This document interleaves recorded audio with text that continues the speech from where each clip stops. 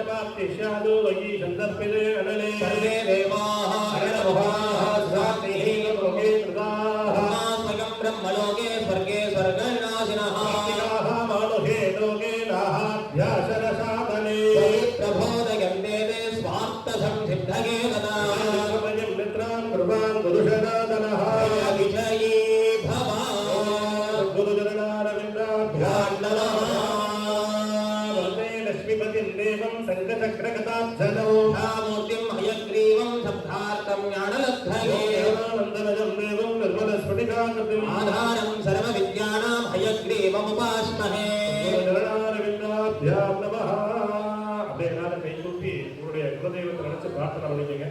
நம்ம எந்த ஒரு பூஜைகள் செய்தாலும் அந்த பூஜைகளுக்கான பலன்கள் நேரடியாக நம்மகிட்ட வராது. நம்ம குலதெய்வத்தின் மூலியமாக தான் சுவாமி நமக்கு அனுகிரகம் பண்ணுவார்.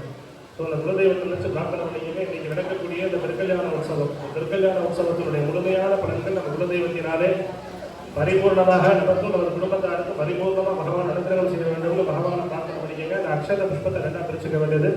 விநாயக பெருமானை பிரார்த்தனை பண்ணி 5 தாட்டி தலையில் கொட்டிக்கலாம். அதே மாதிரி பார்த்தீங்கன்னா இங்கே இருக்கவங்க தான் பண்ணணுங்கிறத பின்னாடி இருக்கவங்க சேர்ந்து பண்ணலாம்.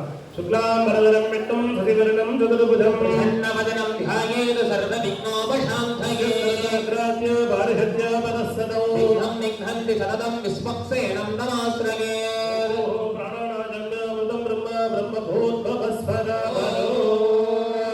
அப்படியே இடது கை கீழே வலது கை மேல அக்ஷர புஷ்பத்தை ஃபுல்லா வலது கையில மாத்திக்கங்க. இடது கை கீழே, லெஃப்ட் ஹேண்ட் கீழே, ரைட் ஹேண்ட் மேல வரணும். ரைட் சைடு தொட மேல வச்சுக்கோங்க. இடது கை கீழே, வலது கை மேல. பக்கத்தில் இருக்கவங்களை பார்க்காதீங்க, நீங்க மாத்தி பண்ணிடுவீங்க. இடது கை கீழே, வலது கை மேல வரணும். அதை உங்க ரைட் சைடு தொட மேல வச்சுக்கோங்க. Right side.